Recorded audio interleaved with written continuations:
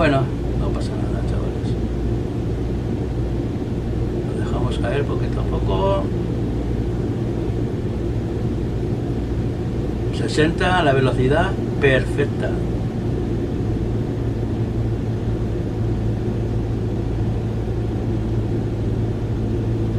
Un aterrizaje tranquilito. Upa.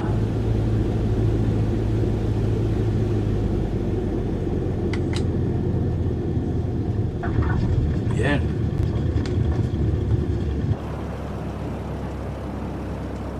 Más arriba. Vale. Frenamos.